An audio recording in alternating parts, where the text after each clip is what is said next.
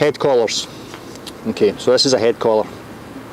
This is a gentle leader head collar. There's different types, and this one's probably one of the better ones that's available. Okay, so there's kind of two parts to it.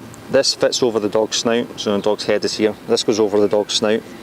There's a clip here which adjusts to different sizes, and this is like a collar which goes round from the dog's just underneath the dog's ear. So kind of, this is the dog's snout there, the dog's eyes, and it fits in like this. Okay, and this attaches onto the lead, and then this attaches onto the collar. You can do it with or without attaching it onto the collar, but it's always a good idea to put it onto the collar because it's just an extra. If the dog slips it, but if it's fitted properly, it shouldn't slip it. Now, there's two applications for this, or two uses for this. First one is a physical restraint. I'm going to tell you how this collar works, and this is based in, it's how it actually works. It's not my opinion, and then I'm going to give my opinion on the use of a head collar. So two ways it works. Works by physical restraint. So, which we put this on a big dog if we're physically not strong enough to hold the dog, and the dog pulls really hard or reacts really badly. Now, this as a physical restraint is a management tool. It allows us to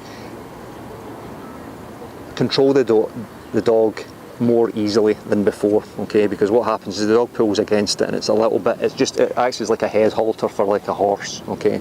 The dog pulls against it and it gives us a little bit more control over the dog. Now, it's a really fine management tool. It's a really fine technique, or fine management tool if we're needing to physically restrain an animal, which is much more powerful than us, and we're having difficulty controlling it. Now, the other way that it works is as a training tool. Okay, now it works as a training tool because it uses negative reinforcement.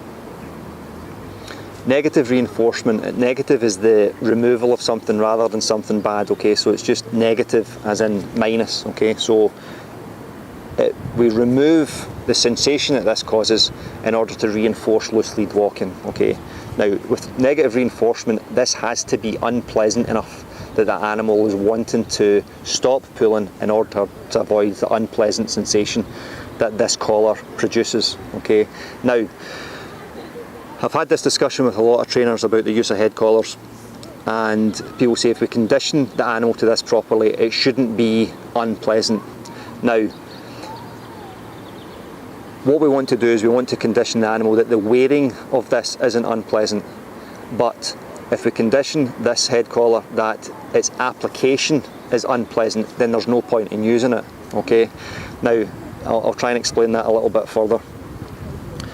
Put this in a dog that's never had it on before, and because it sits around the dog's snout, and if it's not fitted properly, or for short nose breeds, like maybe a Bordeaux or a Boxer or a Bulldog, although this will never fit on a Bulldog because their snouts are now too short, but a Boxer's a good example of it, or any other dog that's never had it on before, it'll be new. Okay, and what happens is the dog then starts scratching or then starts pushing its face into a bush or against your leg in order to try and remove this. Okay, now we can make the wearing of this pleasant.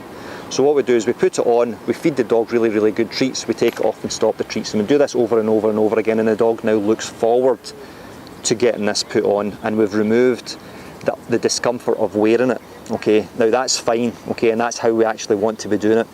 But for this to be used as a training tool, the dog pulls forward against the lead.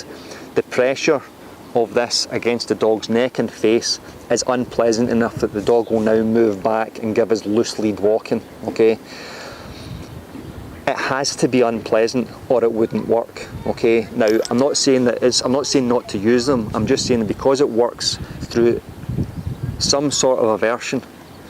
It's an aversive stimulus which is applied in order to maintain a result that we want, and because of that we need to be careful about its use, and we need to consider its use before we do it.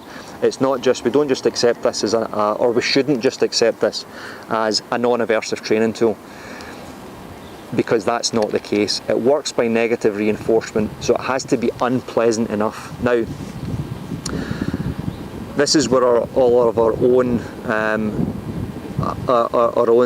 training ethics or training philosophy comes into play. Okay, I don't like using these because I don't like them. I think they're a fine management tool. Some of my clients use them. I will never recommend them, okay, because I can usually find a workaround, okay. I will recommend them, I will permit their use as a management tool in order to be allowed to do training with the animal that's too physically powerful for the person to hold the animal back, but in which case all I'm doing is making it easier for me to hold the animal. There's not much training that's going on at that point. I don't like them as a training tool because it's unpleasant for the animal. Now, there's always going to be this argument over what's unpleasant and what's not unpleasant. Okay, so the best way I've been thinking about this, the best way we can describe this, if we have a hair or an eyelash in our eye, that's extremely annoying. Now, it's not particularly painful, it's uncomfortable, could be really uncomfortable, but it's certainly annoying, okay? So it's uncomfortable enough that we want to try and do something about it, okay? Now, if I have an eyelash in my eye for an hour, that's something I don't really want. I would much rather take a slap to the face, which is over in seconds, and I can get on with my day, than an eyelash in my eye for an hour that I can't concentrate. Now, I'm not saying to use punitive techniques for your dog. I'm not saying to correct them, absolutely not. But I'm just saying, just because this is only unpleasant, because it is unpleasant, because it is only unpleasant, that means we still need to consider its use. It doesn't mean that it's only unpleasant for the dog, it's not painful. To me, it still matters. It still matters because I don't want an eyelash in my eye for an hour. I don't want a stone in my shoe for the whole day, even though it's just uncomfortable or it's just annoying. It's not painful, but it's annoying enough that I'm motivated to do something about it. Take my shoe off, okay? So what happens there is I'm getting negative reinforcement. I'm reinforcing the taking of my shoe off behaviour in order to remove the stone in my shoe because it's annoying enough, okay? So whether or not you'll agree with this, hopefully you'll agree with the application of it. You'll agree with the science behind it, because I can't actually see that there's anything up for disputing that.